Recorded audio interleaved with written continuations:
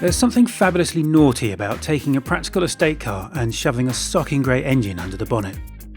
Remarkably the XFR-S Sportbrake is Jaguar's first go at making the proverbial wolf in sheep's clothing, and I have to tell you, the result is something really rather special. Look past the ultra blue paint and the air intake's large enough to swallow small children, and there isn't really too much to give the game away. Spec a muted colour like a metallic grey, and most people probably wouldn't be able to tell it apart from a diesel XF with a few tasty options. There are though just enough cues to indicate to those in the know that this is just a little bit special, starting with the 20-inch alloy wheels behind which are huge brake discs and beefy red calipers. The usual chrome has been removed and replaced by gloss black trim around the windows and across the tailgate, while the rear profile rear bumper gets a carbon fibre diffuser and a quad pipe exhaust system. The interior is still very much a Jaguar, although with a modern emphasis, and while the seats get inflatable side bolsters and adjustment in every direction you can think of, it's all still very luxurious in here.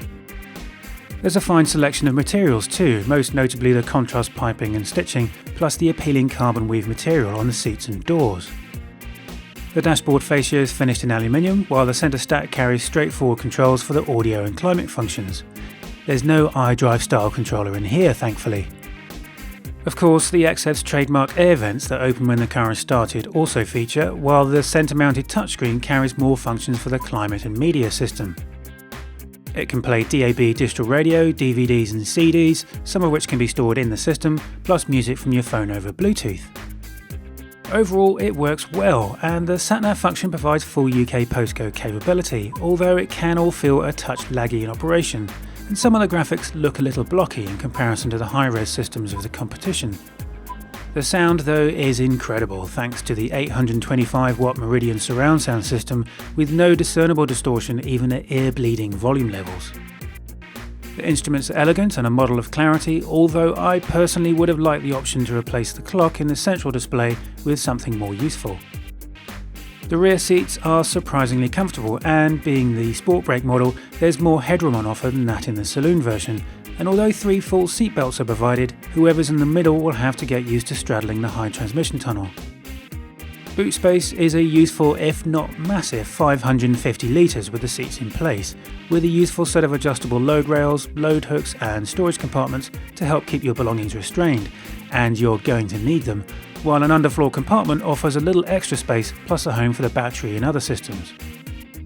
Dropping the rear seats is easy thanks to a pair of levers mounted in the boot walls, and with the seats folded, space increases to a total of 1,675 litres. Our only complaint about the XF's practicality is that while you can open the power tailgate from either the key fob or by using a button in the cabin, to close it you have to use the button on the tailgate itself, but that's what they call nitpicking. Right, well now we've got all of that out of the way, we can get on to what the XFR-S is really all about. What you're looking at is a supercharged 5-litre V8 that thunders out 542 horsepower and 680 Nm of torque. All that power is sent to the rear wheels through an 8-speed ZF automatic transmission, the result being a 0-60 time of just 4.6 seconds, and it will keep on trucking until its electronically limited 186 mph top speed. So what's it like on the road? Well,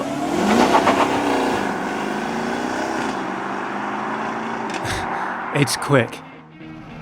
Bury your foot in the carpet and everything else around you instantly becomes history. The ease with which that happens is what makes the XFR-S so potent. Leave the transmission in drive and it'll happily take care of everything for you, its rapid downshifts giving the XF overtaking abilities better than most motorbikes.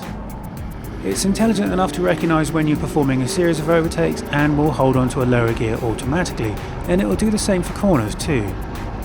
In fact, rarely was there a moment during our time with it that it made a poor choice of gear, but even if it did, the speed with which it reacts to changing circumstances means that would never be an issue anyway.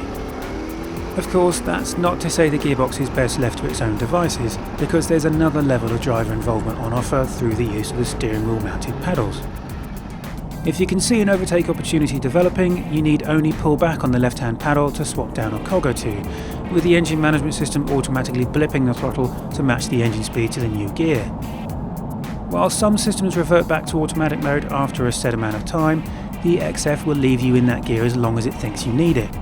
Longer if you're tackling a series of corners, for instance, and will only change up again if you tell it to, or it's clear you finished playing. Alternatively, you can revert to auto mode yourself by holding the right hand paddle. If you want full manual control, push and twist the gear knob to the sport position. By default, the system will automatically change down a gear or two, and in this mode 7th and 8th gears aren't normally selectable, although you can get them by holding the right hand paddle. In Sport, you get the final say as to which gear you're in, although of course it will change down for you when you come to a stop if you don't do it yourself, and I have to say it's probably the fastest responding automatic gearbox I've driven, with new ratios engaging practically immediately.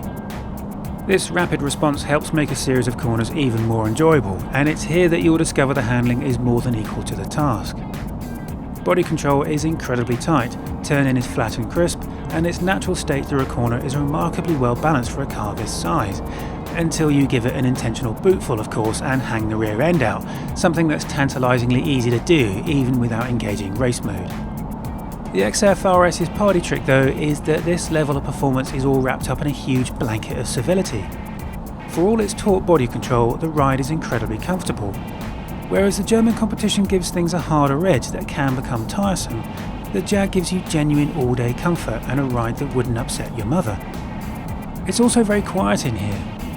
While the exhaust pops and crackles like a 60s racer, most of it seems to be for the benefit of those behind you. Personally, I'd have liked more of the popping and banging that's so easily available on the overrun to make it into the cabin. Jaguar's engineers have done an excellent job of tuning the sound of this thing. It's just that if I'd spent over 80 grand on one, I'd like to be the one getting the benefit from all that work.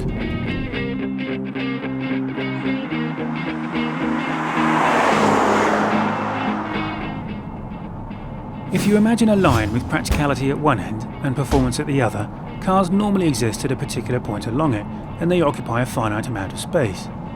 So while a McLaren might be way over here at the performance end, and a Focus Estate would be somewhere towards the other end, something like a Golf GTI would probably be around here in the middle. The XFR-S Sportbrake, however, has got its feet firmly planted in both camps. Rarely does a car come along that offers not just this level of space and performance, but also a matching degree of refinement and a sense of theatre. Okay, so it's not cheap, and you'll need to write a cheque for £82,495 to get one, and it's got a bit of a drink problem too, recording an average during our testing of just 19 mpg. But it's a bit like your favourite aunt who drinks too much sherry at Christmas. Somehow you just can't stop yourself from topping up her glass.